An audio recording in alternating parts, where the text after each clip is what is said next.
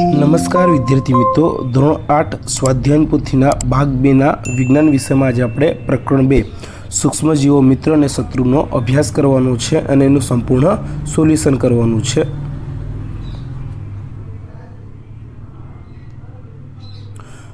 પહેલો પ્રશ્ન છે, કયા સૂક્ષ્મજીવના કારણે ઇડલીની કણક ફૂલે છે? જવાબ આવશે યીસ્ટ।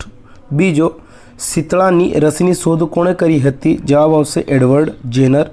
ત્રીજો, કયો સૂક્ષ્મજીવ નાઇટ્રોજનના સ્થાપનમાં મદદ કરે છે? જવાબ આવશે રાઇઝોબિયમ। ચોથો પ્રશ્ન છે, તમારી મમ્મી ખમણ કે ઢોકળા બનાવે છે ત્યારે ખમણ કે ઢોકળા ફૂલવાનું કારણ શું હોઈ શકે? જવાબ આવશે ગરમી। પાંચમો, તમારા ઘરે મચ્છરનો ઉપદ્રવ અટકાવવા માટે શું કરવું જોઈએ? જવાબ આવશે ઉપર આપેલ તમામ। છઠ્ઠું, નીચે આપેલ વિધાનો પૈકી કયું વિધાન ખોટું છે? તો બધા જ વિધાનો સાચા છે। નીચેના ત્રણ ઉપરનું જે પહેલું છે, હંમેશા દર્દીને અન્ય વ્યક્તિઓની જોડે જ રાખવો જોઈએ, એ ખોટું છે। સાતમું, મલેરિયા માટે જવાબદાર પ્રજીવ ખાલી જગ્યા છે? જવાબ આવશે પ્લાઝ્મોડિયમ। આઠમું, ટાઇફોઇડ માટે ખાલી જગ્યા સૂક્ષ્મજીવ જવાબદાર છે? તો ટાઇફોઇડ માટે બેક્ટેરિયા જવાબદાર આવે।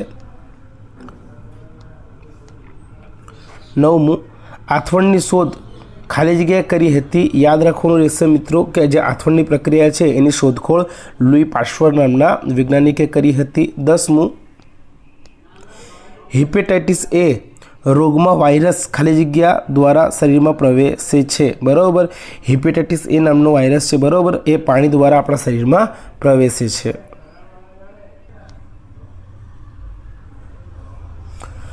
11મું, છીંક ખાતી વખતે મોં પાસે રૂમાલ શા માટે રાખવો જોઈએ? જવાબ, કારણ કે આપણે જ્યારે છીંક ખાઈએ છીએ ત્યારે હવામાં અસંખ્ય સૂક્ષ્મજીવો દર્દીના નાકમાંથી વાતાવરણમાં ફેલાય છે।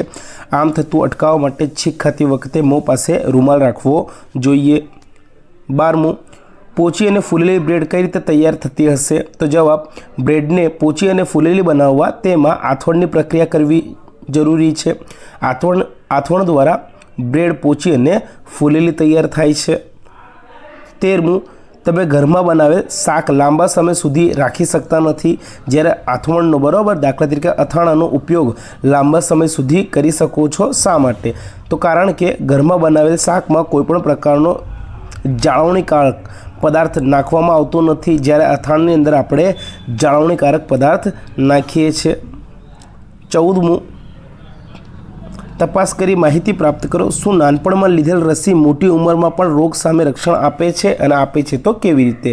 તો જવાબ, નાનપણમાં લીધેલ રસીના કારણે શરીરમાં એન્ટીબોડી એટલે કે રોગ પ્રતિકારક શક્તિ ઉત્પન્ન થાય છે, જે આપણને જીવીએ ત્યાં સુધી રહે છે આપણા અંદર। આથી નાનપણમાં લીધેલ રસી મોટી ઉંમરમાં પણ કામ લાગે છે અને આપણને રોગ સામે રક્ષણ આપે છે। 15મું, સૂક્ષ્મજીવના 4 ફાયદા અને નુકસાન જણાવો। તો ફાયદા, રસી બનાવવા માટે, આથવણની પ્રક્રિયામાં ઉપયોગી। નુકસાન, ચેપી રોગ માટે જવાબદાર, ફૂડ પોઈઝનિંગ માટે જવાબદાર, પર્યાવરણને શુદ્ધ કરે છે, એ ફાયદો આવશે। દવા બનાવવામાં ઉપયોગ થાય છે, બરાબર, એનો ફાયદો આવશે। દવા નહીં મિત્રો, અહીંયા આવશે દવા। ખોરાકને સડાવી નાખે છે અને દાંતમાં સડો કરે છે, ગેરફાયદા થશે। ચાલો 16મું, તમે ડૉક્ટરની મુલાકાત લઈ તમને અથવા તમારા પરિવારના સભ્યને થયેલા રોગો વિશે માહિતી મેળવીને નીચેની કોષ્ટકમાં આપણે નોંધ કરવાની છે। ચાલો, રોગ ટાઇફોઇડ, એનું થવાનું કારણ દૂષિત ખોરાક। લક્ષણો, તાવ આવશે 2-4 દિવસ, સાવચેતી, દૂષિત હવાનો ઉપયોગ ન કરવો, એવી હવામાં ન રહેવું।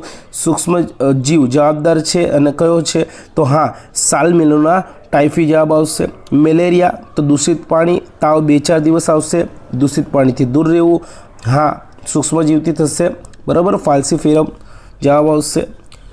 કોવિડ-19 છીંકના સંપર્કમાં આવવાથી થઈ શકે છે, તાવ, શરદી, ઉધરસ થાય, માસ્ક પહેરી રાખવું જોઈએ, બરાબર, સૂક્ષ્મજીવથી થશે। ત્યારબાદ ન્યુમોનિયા, તો ન્યુમોનિયા થયેલા વ્યક્તિના સંપર્કમાં આવવાથી ન્યુમોનિયા થઈ શકે છે, શ્વાસ લેવામાં તકલીફ પડે, કફ થવા દેવો નહીં, હા, ન્યુમોનિયા। 17મું, કોઈપણ એક રસીનું નામ જણાવી તેના શોધકનું નામ લખો અને રસીથી થતા ફાયદા લખો। તો તો રસી પોલિયોની રસી શોધક ડૉક્ટર જોન સાલ્કે હતા, અમેરિકાના હતા.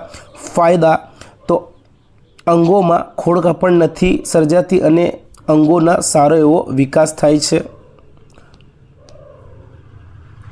18મું જમીનને ફળદ્રુપ બનાવવામાં સૂક્ષ્મજીવ કેવી રીતે મદદ કરે છે તે નોંધો.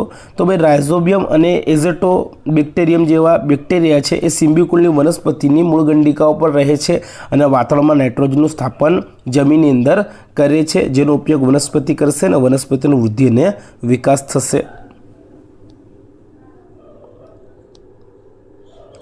19મું તમારા ઘરે ખોરાક અથવા તો અનાજની જાળવણી માટે કેવી રીતે કરવામાં આવે છે તેની તપાસ કરી નોંધ તૈયાર કરો. તો પહેલું સૂર્ય તડકામાં સૂકવણી કરવાથી, બીજું ડીપ ફ્રીઝિંગ, ત્રીજું મીઠું ઉમેરવાથી, ચોથું તેલ અથવા દિવેલ ઉમેરવાથી, પાંચમું વિનેગર ઉમેરવાથી, છઠ્ઠું ઠંડકમાં રાખવાથી, સાતમું ખાંડનો ઉમેરો કરી શકીએ છીએ, આઠમું સરસવના તેલનો પણ ઉપયોગ કરી શકીએ છીએ ખોરાકની જાળવણી માટે. 20મું માખી એ રોગકારક સૂક્ષ્મજીવોનો વાહક છે. શું તમે આ વિધાન સાથે સહમત છો અને શા માટે? તો ભાઈ સાચું છે, કારણ કે માખી ગમે એવી જગ્યા પર ફરતી હોય છે, આથી તેના પર ખૂબ જ સૂક્ષ્મજીવો રહેલા હોય છે. આથી માખી એ રોગકારક સૂક્ષ્મજીવોનો વાહક છે તેવું કહી શકાય. 21મું તમારા ઘરમાં દૂધ બગડે નહીં તે માટે શી કાળજી લેવામાં આવે છે? તો દૂધને આપણે ગરમ કરીએ છીએ 70 ડિગ્રી જેટલા તાપમાને, બરાબર. દૂધને 70°C જેટલા તાપમાને 15 થી 30 સેકન્ડ ગરમ કરવાથી દૂધમાં રહેલા સૂક્ષ્મજીવો મરી જશે, એટલે દૂધ જીવાણુ રહિત બને છે અને આવું દૂધ બગડશે નહીં. 22મું નાઇટ્રોજન ચક્ર દોરી અને તેનું વર્ણન કરો. તો આ રહ્યું મિત્રો નાઇટ્રોજન ચક્ર. વિડીયો પોઝ કરીને દોરી લેવું. નાઇટ્રોજન ચક્રનું વર્ણન કરવાનું છે. તો આપણા વાતાવરણમાં 78% નાઇટ્રોજન વાયુ છે. નાઇટ્રોજન બધા સજીવો માટે આવશ્યક ઘટક છે, જેમ કે પ્રોટીન, ક્લોરોફિલ, ન્યુક્લિક એસિડ તેમજ વિટામિન્સમાં પણ તે હાજર હોય છે. વનસ્પતિઓ તથા પ્રાણીઓ વાતાવરણીય નાઇટ્રોજનનો સીધો ઉપયોગ કરી શકતા નથી. ભૂમિમાં રહેલ બેક્ટેરિયા તેમજ નીલહરિત લીલ વાતાવરણમાં રહેલા નાઇટ્રોજનનું સ્થાપન કરીને તેને નાઇટ્રોજન ક્ષારોમાં રૂપાંતરણ કરે છે. જ્યારે નાઇટ્રોજન આવા ક્ષારોમાં રૂપાંતરિત થઈ જાય છે ત્યારે વનસ્પતિ તેનો ઉપયોગ ભૂમિમાંથી મૂળતંત્રો દ્વારા કરે છે. ત્યારબાદ શોષાયેલા નાઇટ્રોજનનો ઉપયોગ પ્રોટીન તેમજ અન્ય સંયોજનોના સંશ્લેષણમાં થાય છે. વનસ્પતિઓ પર આધાર રાખતા પ્રાણીઓ તેમાંથી પ્રોટીન તેમજ અન્ય નાઇટ્રોજન સંયોજનો પ્રાપ્ત કરે છે. આકૃતિમાં આપણને આપ્યું જ છે. તો આટલું તમારે લખવાનું રહેશે. અહીંયાથી આપણા વાતાવરણમાં 78% નાઇટ્રોજનથી માંડી અને નાઇટ્રોજન સંયોજન પ્રાપ્ત કરે છે અહીંયા સુધી આપણે લખવાનું રહેશે, અહીં સુધી. ચાલો. 23મું કયા રોગો રસી દ્વારા અટકાવી શકાય છે? તો પહેલું COVID-19, બીજું શીતળા, ત્રીજું હડકવો, ચોથું ન્યુમોનિયા, પાંચમું ઓરી, છઠ્ઠું અછબડા વગેરે જેવા રોગો રસી દ્વારા અટકાવી શકાય છે. 24મું વીજળીના ચમકારા કયા વાયુના જમીનમાં સ્થાપન માટે મદદરૂપ થાય છે અને કેવી રીતે? તો વીજળીના ચમકારા કારણે નાઇટ્રોજન વાયુનું જમીનમાં સ્થાપન થાય છે અને નાઇટ્રોજન ઓક્સાઇડ સ્વરૂપે આ સ્થાપન થાય છે. 25મું ચેપી રોગો ધરાવતી વ્યક્તિને અલગ રૂમમાં રાખી સારવાર આપવામાં આવે છે. કારણ આપો.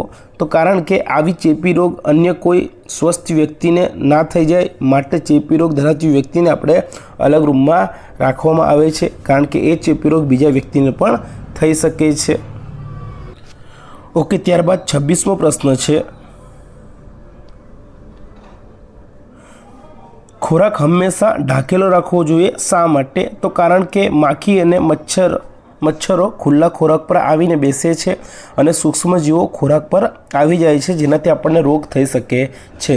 27મો કોલેરાના રોગમાં એન્ટીબાયોટિક્સ પ્રભાવશાળી છે, પરંતુ શરદી અને તાવમાં તે પ્રભાવશાળી નથી. તો જવાબ આવશે કોલેરા બેક્ટેરિયા દ્વારા ફેલાતો રોગ છે, માટે એન્ટીબાયોટિક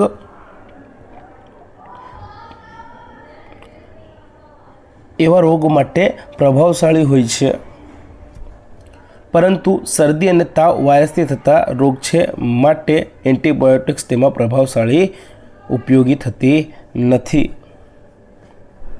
28મું કૃષિ કચરાનું કુદરતી ખાતરમાં રૂપાંતરણ કેવી રીતે થાય છે? તો જવાબ, કૃષિ કચરાને ગોબર ગેસ પ્લાન્ટમાં નાખીને લાંબા સમય સુધી સડવા દેવામાં આવે છે. લાંબા સમય બાદ તે ખાતરમાં રૂપાંતરિત થઈ જાય છે. 29મું, મેલેરિયા અને ડેન્ગ્યુ જેવા રોગોથી બચવા શું તકેદારી રાખશો?